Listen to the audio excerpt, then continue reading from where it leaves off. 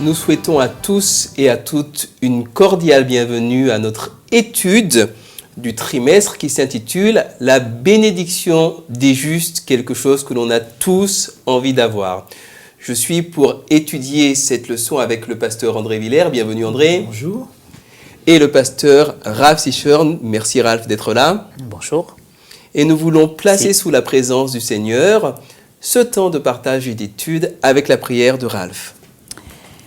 Éternel notre Dieu, merci pour les bénédictions que tu nous donnes, les bénédictions de pouvoir étudier ce livre si important. Te prions pour les internautes qui vont nous suivre et qui seront là à nous écouter. Que cette leçon puisse être bénédiction pour chacun et que nous puissions puiser les enseignements nécessaires pour l'épanouissement holistique de chaque personne qui vont étudier cette leçon. Au nom de Jésus. Amen. Amen. Merci. Alors, un rat de laboratoire a été conditionné par stimulation électrique à choisir entre sa droite et sa gauche. Il y avait deux gamelles, une orange, une blanche, et à chaque fois qu'il allait à la gamelle orange qui était à gauche, il prenait une décharge électrique, et à chaque fois qu'il allait à la gamelle de droite qui était blanche, il recevait une petite friandise. Et il a appris automatiquement, ensuite, même quand on supprimait les impulsions électriques de la gamelle orange, il a appris à aller tout le temps à droite et à apprécier les gamelles blanches. Il était récompensé quand il allait à droite, il était maudit quand il allait à gauche.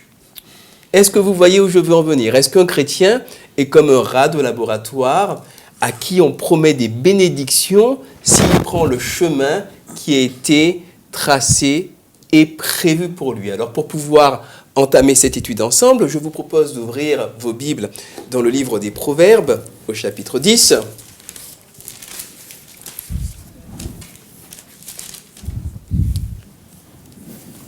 Et je lirai pour commencer, on ne va pas tout lire, on va lire quelques extraits.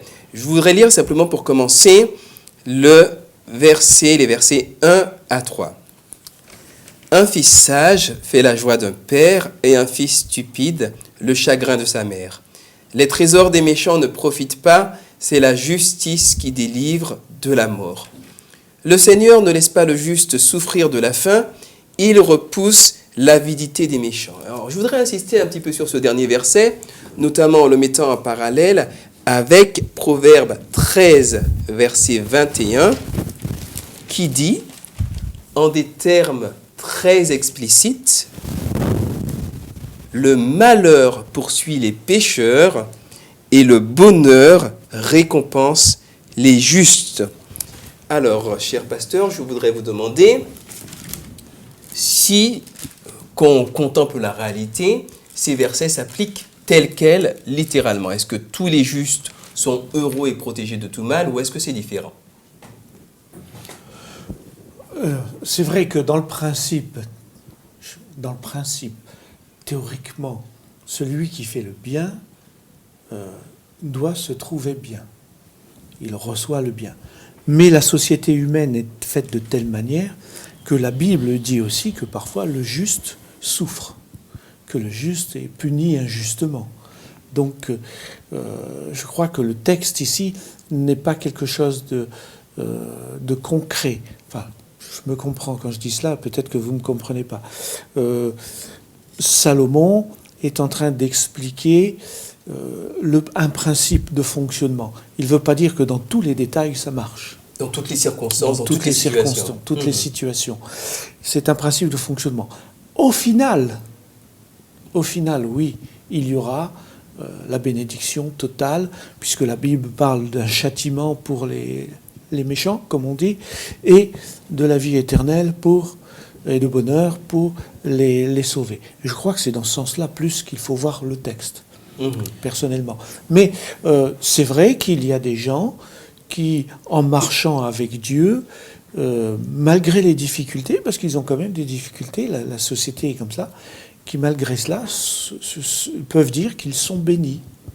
Moi j'ai connu des gens qui n'étaient pas très riches, mais qui disaient que leur vie, ils ont été bénis toute leur vie.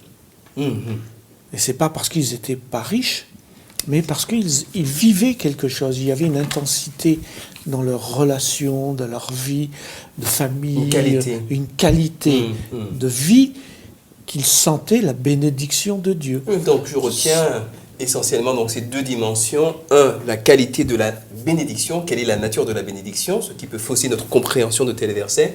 Et deuxièmement, la perspective eschatologique. Tout à fait. Et Ralph? Cette bénédiction, nous devons mettre cela dans le contexte du shalom juif. Ce n'est pas pour seulement un ciel à attendre et à recevoir un jour, mais lorsque nous respectons les lois logiques, nous sommes en somme bien souvent protégés. Il y a une certaine protection psychique, physique et aussi face à Dieu. Et là, nous sommes devant cette justice, en somme, à trois niveaux. Il y a l'éthique face à l'autre. Je dois pouvoir être tranquille dans ma conscience face à l'autre, face à Dieu, et aussi cette notion de justice, avoir la sérénité intérieure aussi. Je peux vraiment être persécuté, mais la sérénité intérieure n'a pas de prix. Ah oui. Donc, je peux être enfermé, mais être serein. C'est cette bénédiction, pas trop matérielle, parce que si on voit que sur le plan matériel, il y a les questionnements des psalmistes. Pourquoi l'injuste arrive à réussir? Ils étaient aussi face à cette incompréhension. On ne dit pas que les injustes sont toujours dans la tourmente, le malheur. Oui, c'est la deuxième question que je vais poser, justement. Oui. Est-ce que les méchants, est-ce que les injustes sont sans cesse sous un nuage de pluie qui les suit partout où ils vont? Est-ce qu'ils ont malheur sur malheur? Est-ce qu'ils sont en mauvaise santé? Est-ce qu'ils ont des caries? Comment ça se passe pour les méchants? Il y a toujours la peur d'être dépisté, d'être en somme, d'être mis à nu par les événements. Il y a toujours cette peur que le juste, lui, n'a pas cette crainte. Même quand un policier vient vient sonner chez lui, il ne va pas dire « qu'est-ce que j'ai fait encore ?» Il va dire « peut-être il vient m'annoncer qu'il y a une mauvaise nouvelle de ce qui s'est passé ». Mais il ne va pas vraiment être dans cette idée de fuir de ce qu'il a fait. Il y a une certaine, quand même, une certaine sécurité intérieure qui n'a pas de prix. Et puis Jésus montre nous dit que le chemin est large pour le méchant, c'est-à-dire c'est un chemin facile, peut paraître facile, parce qu'on est dans une société, malheureusement, où tout est centré sur soi, et on est prêt à bousculer les autres pour prendre la place, et donc le méchant prospère dans ce sens-là. Alors on est surpris, bien sûr, qu'il prospère, mais c'est la société qui le fait prospérer. C'est pas Dieu qui le veut. Hein. Par contre, il est bien dit que le chemin du juste, il est étroit et difficile. Donc, c'est un paradoxe. D'un côté, on nous dit qu'on a la bénédiction, et d'un autre côté, on nous dit que c'est dur. Oui. Mais il faut toujours comprendre que pour Dieu, la bénédiction, c'est de nous apporter le salut. C'est ça la bénédiction pour Dieu. C'est que le croyant, malgré la difficulté, il est dans un état qui le rend heureux parce qu'il a la certitude de son salut. Et c'est ça qui est important. Ce n'est pas tant... bien sûr que quand on est injustement puni, on veut réparation, c'est normal. Hein. Mais pour Dieu, Dieu, lui, il voit le résultat final avant tout. Hein, et j'en reviens à cela, mais sinon, que dire de ceux qui sont morts dans les arènes? Que dire? Mais quand on analyse ce qui se passe, les vainqueurs de cette histoire, c'est ceux qui sont morts, c'est pas ceux qui les ont mis à mort. Humainement parlant, on peut dire que les vainqueurs, c'est ceux qui les ont mis à mort, mais bibliquement parlant, eux, ceux qui sont morts, tout à fait, sont sauvés. Ils ont l'éternité, alors que les autres ne l'ont pas. Donc, il faut toujours, quand on parle du bonheur, quand on parle, le bonheur peut être là, d'une certaine manière sur terre, mais il ne sera effectif Et parfait. et parfait Mhm. que dans l'éternité. Oui. Alors, est-ce que Pardon. Oui, pardon. Oui, Ralph. L'injuste, schématiquement, ne peut que jouir que du matériel. Le bonheur qu'apporte le matériel. Mais le juste, même dans la pauvreté, il y a d'autres bonheurs qu'il peut avoir. Tout à fait. C'est le cas du fils prodigue, qui part et qui jouit de sa richesse, il est dans le bonheur, jusqu'au jour où, Dans la jouissance matérielle. voilà, dans la jouissance, et il est dans le bonheur pour lui. Mm. Il a tout le monde, il est adulé, etc. Et puis à un moment donné, tac, il n'y a plus rien, et là, il est dans le malheur, et là, il prend conscience que finalement, chez papa, c'était pas mal. Cela veut dire que, quelle que soit la nature de la bénédiction, matérielle, émotionnelle, spirituelle, elle n'est bénédiction que si elle est finalement reliée directement à Dieu Tout à fait. et à la présence de Dieu. Donc, en dernière analyse, si je comprends bien et je synthétise bien vos propos, notre bénédiction, c'est Dieu lui-même, un peu comme le dit C'est la Asaph présence de Dieu, ouais. dans le psaume 73 quand il dit « Finalement, mon bien, c'est m'approcher de Dieu. » Et que ce soit au travers des bénédictions matérielles, que ce soit au niveau des bénédictions émotionnelles, spirituelles, c'est toujours Dieu qui est en filigrane et cette relation privilégiée et intime. C'est bien cela. C'est là l'éthique, en somme, théologique de la justice, du bonheur, du juste face à son Dieu. Même dans le malheur, s'il sait que Dieu n'est pas contre dans ce qu'il fait, il endure en somme avec longanimité cette souffrance, pas dans la joie masochiste, mais dans une joie interne, peut-être inexplicable, mais avec son Dieu, il trouve je vous donne ma Satisfaction joie. profonde, Je tout ne à donne fait. pas cette joie que le monde donne, cette joie d'être en phase avec le Père. À sa place. La crainte de Dieu, pas la peur, mais le respect de Dieu, le respect de son amour pour nous. Tout à fait. Oui, le chrétien ne recherche pas la souffrance. Normalement, bibliquement parlant, on n'a pas à rechercher à souffrir. Le principe de l'homme et du chrétien, c'est de vivre heureux. Dieu nous dit que pour vivre heureux, il faut être en relation avec lui. Donc, le bonheur, pour le croyant, c'est d'être en relation avec Dieu. Mais si la souffrance vient, la relation avec Dieu permet peut-être de mieux la supporter et d'avoir quand même un bonheur tout en étant dans la souffrance. C'est ce qui permet à Paul de dire qu'il est heureux de subir les souffrances du Christ. Je résume un peu sa pensée. Hein? Quand il parle de cela, quand on entend cela, on se dit « Waouh, être heureux de souffrir hein? ». Mais c'est parce qu'il est dans un processus de vie et de relation. Il sait que cette souffrance, elle est là parce qu'il marche avec Dieu et que ça déplaît à d'autres. Et lui, il se dit, mais c'est tellement bon d'être avec Dieu, que tant pis. Oui. Je considère tout le reste comme de la boue, Voilà. ira-t-il jusqu'à dire. Jusqu'à dire. Il n'y a pas seulement le bonheur dans un aspect, il y a sur la dimension physique, psychique et spirituelle. Tout à fait. Tout à fait. Mais la persécution, lorsqu'on est persécuté, on n'est pas heureux physiquement, Non, peut-être. non, ainsi de ni même suite, psychologiquement. Psychologiquement. Mais on a l'acceptation de la longanimité dans au temps de cette souffrance, comme Jésus a pu passer ce que nous appelons la passion. Tout à fait. Ce qui a fait dire à Jésus, d'ailleurs, que dans les béatitudes, « Heureux serez-vous lorsqu'on vous persécutera, lorsqu'on dira toutes sortes de mal de vous, etc. » On a du mal à comprendre qu'on puisse être heureux. Ça ne veut pas dire qu'on est maso. Ça ne veut pas dire que le chrétien est maso. Mais le chrétien sait que c'est la conséquence de sa relation avec Dieu. Hein? C'est la conséquence.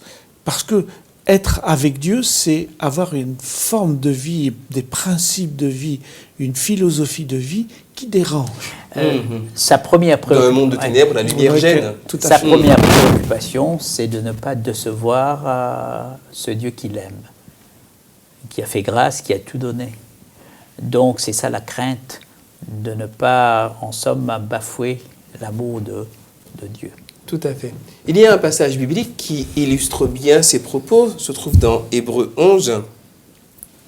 Hébreux au chapitre 11, où on a toute cette liste donc de héros fantastiques qui ont fait des choses, fermé la gueule des lions et qui ont éteint la puissance du feu. Mais il est dit également que d'autres héros de la foi furent torturés et n'acceptèrent pas de rédemption afin d'accéder à une résurrection meilleure. Je suis au verset 35 maintenant. D'autres subirent les moqueries, le fouet et les liens de la prison.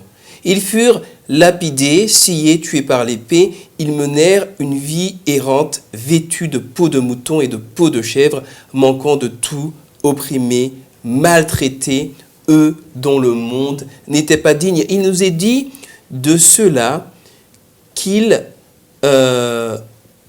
n'ont pas obtenu ce qui avait été promis, c'est-à-dire la protection immédiate, mais Dieu avait en effet quelque chose de supérieur en vue pour eux, afin qu'ils ne soient pas portés à leur accomplissement sans nous.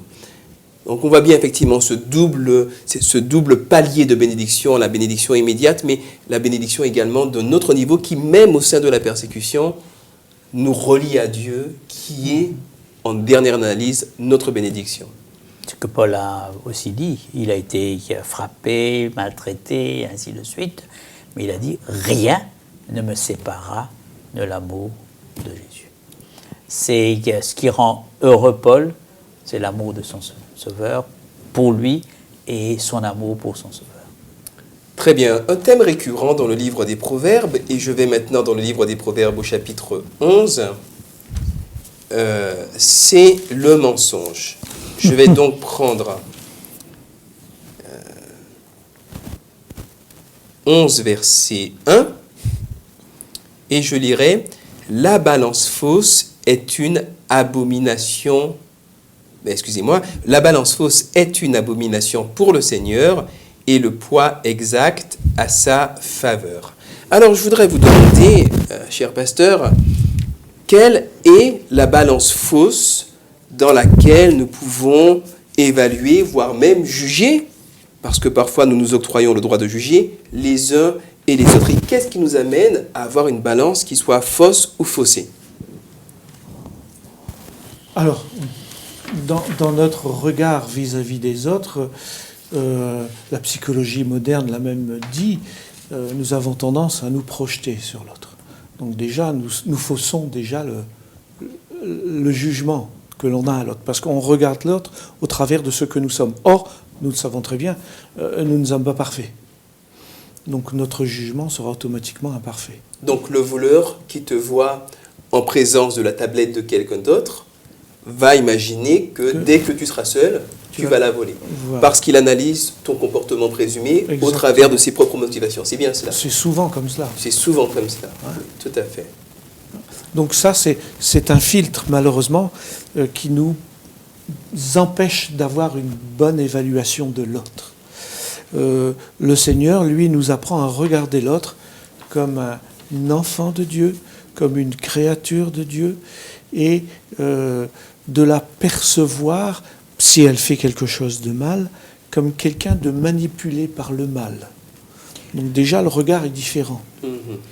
La personne peut avoir fait des choses horribles, mais il faut avoir cette conception qu'elle a été manipulée par le mal. C'est parfois difficile. Je me souviens d'avoir lu un ouvrage qui parle de l'aumônier. C'est l'aumônier qui raconte. Il a été l'aumônier des... Comment on appelle ça? De ceux qui ont été condamnés à Nuremberg. Donc les criminels nazis, criminels qui ont été condamnés pour crimes contre l'humanité. La première fois qu'on mettait en phrase cette condamnation, crime contre l'humanité. Et il a été l'aumônier de ces gens. Et quand il a été appelé à l'être, ça a été quelque chose de difficile sur le moment parce que c'est pas n'importe qui. Et puis il s'est dit, ce sont des hommes comme les autres.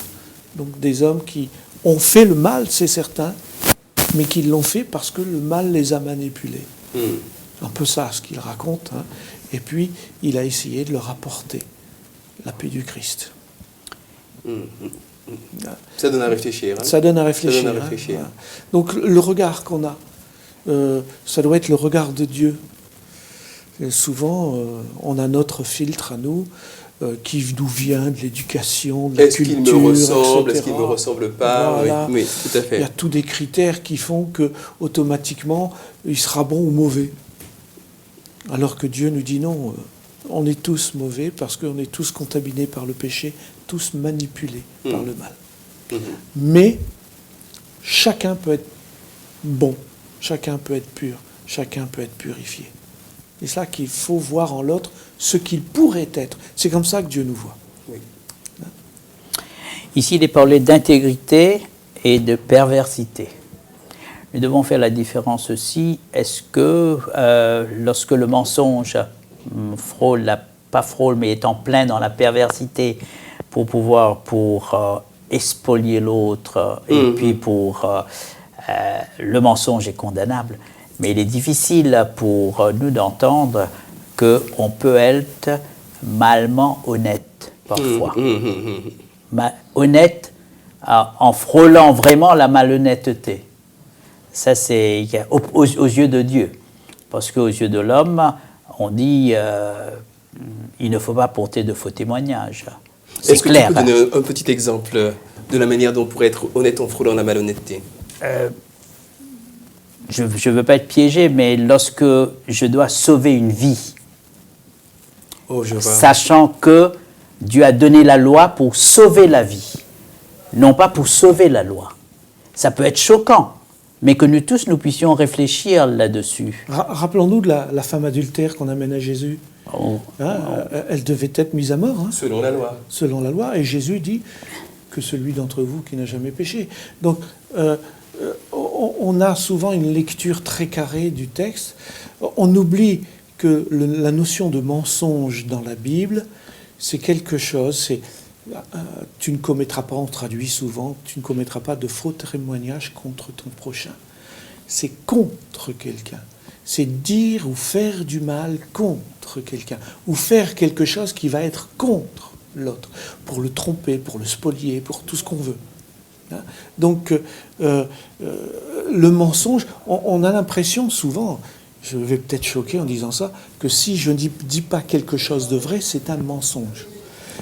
Ça peut être un mensonge, c'est vrai, mais ça peut être aussi ne pas être un mensonge parce que derrière, je ne fais pas de mal à quelqu'un, mais je le sauve. Je crois qu'il faut faire la nuance. On est trop carré par rapport à cela.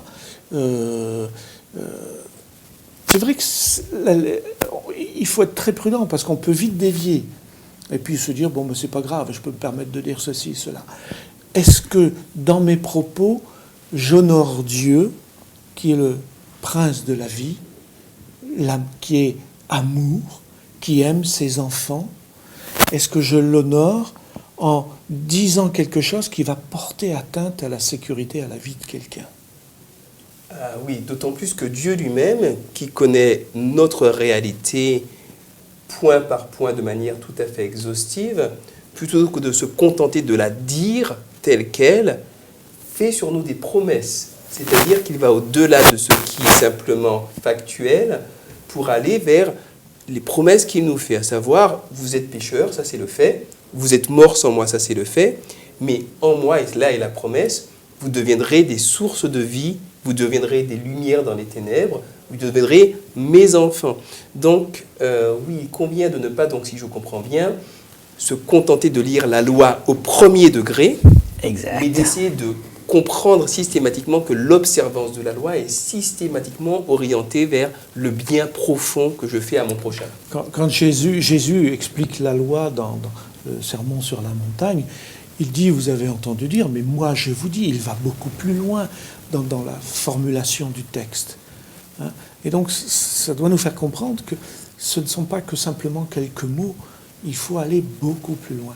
Et tout ce que Jésus explique, c'est toujours le principe d'amour, le principe du respect de l'autre, le principe d'élever l'autre, le principe de lui donner la vie.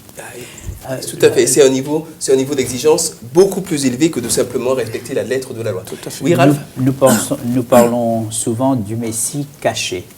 Jésus a caché sa messianité pendant un certain temps. Il pouvait dire toute la vérité, comme on dit, si maintenant, aujourd'hui, il a caché son drapeau. Mais toute vérité n'est pas bonne à dire à n'importe quel moment, n'importe qui, avec n'importe qui, en disant « moi je ne te cache rien », et puis ça risque d'aller en délation aussi, de dire « je dois aller dire la vérité ». Et puis on tombe dans des choses pas possibles pour tranquilliser sa conscience. Parce que la Bible dit de ne pas dire des faussetés. Fausseté contre... pour rentrer dans la perversité, pour, en somme, faire du tort à l'autre. Et en même temps, tout à fait, et en même temps, nous avons vite fait, en tant qu'humains, de nous donner de bonnes raisons de ne pas dire la vérité quand il faudrait la dire et de ne pas être franc quand il faudrait... Donc, et là, bien, c'est ce que il faut savoir si là, est-ce que nous sommes malhonnêtes dans cette démarche? Tu dis, on se donne de bonnes raisons. Ah oui, là, parfois, donc oui, là, nous sommes malhonnêtes. Oui. Hein? Par exemple, tu vends ta voiture hein, et tu sais qu'elle a un défaut. Mais tu sais que si tu dis qu'elle a un défaut, tu vas y perdre. Qu'est-ce que tu fais? Alors tu vas cacher l'affaire et puis tant pis pour celui qui achète la voiture. Ça, c'est spolier l'autre, là. C'est spolier l'autre. Ça, c'est au détriment de l'autre. Et on se donne de bonnes raisons. Je me souviens avoir discuté avec des chrétiens convaincus pourtant, et qui disaient, un commerçant qui me disait, mais si je mens pas quand je vends mon produit, je peux pas le vendre. Waouh! Moi j'entends ça, je suis sidéré, parce que pour moi, c'est comment dire ça, c'est aller à l'encontre du commandement. Je fais du tort à l'autre, je lui ferai croire que son produit est ceci et cela et cela, je lui en rajoute pour le forcer à acheter.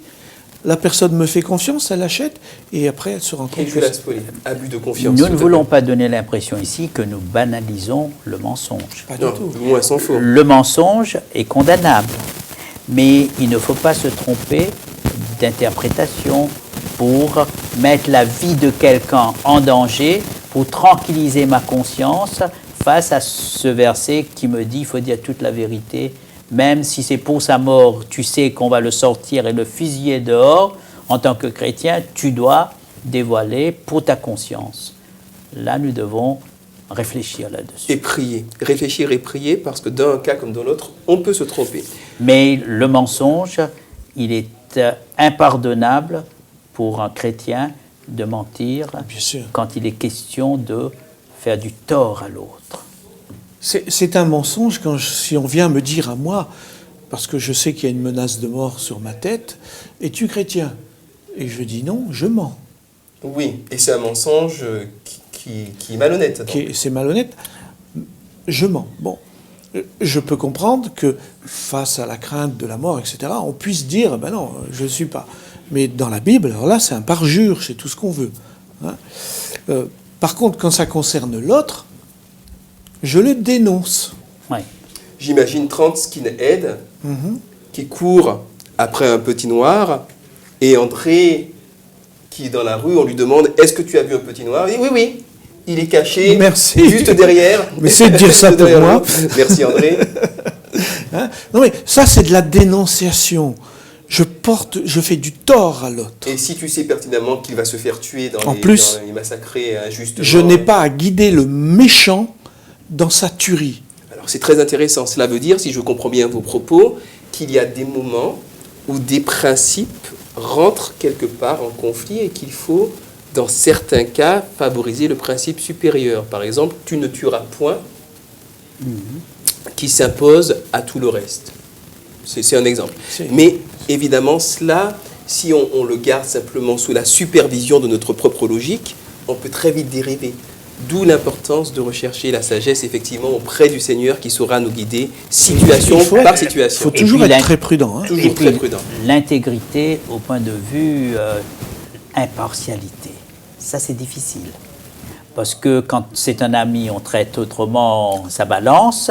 Et quand c'est quelqu'un qu'on ne considère pas trop, Tout on à a fait. une autre interprétation. Tout à fait. Et là, c'est vraiment très, très difficile d'être juste tout le temps, dans n'importe quelle circonstance, quand il faut trancher les Est-ce que choses. cela nous est possible seulement? J'allais dire, humainement, c'est Non. impossible. Non, Humainement, Ce c'est n'est impossible. possible qu'avec Dieu. ça n'est Avec possible qu'avec Dieu. Ouais, c'est Parce que clair. l'humain reste humain. C'est pour cela que si on nous dit que quelqu'un a menti, eh bien, il faut faire comme avec la femme adultère. Avant de lui jeter la pierre, qu'on se regarde. Tout à fait, tout à fait. Qu'on se regarde. Qu'on ait sur elle le regard que Jésus a eu. Bien sûr. C'est avec ces mots de conclusion que nous vous remercions d'avoir suivi cette étude avec nous. Jésus-Christ est notre sagesse, Dieu est notre sagesse, et c'est lui qui, dans toutes ces situations, nous guide, nous éclaire et nous aide à aller de l'avant. Merci au pasteur Villers, merci au pasteur Sichern, que Dieu vous bénisse et à très bientôt.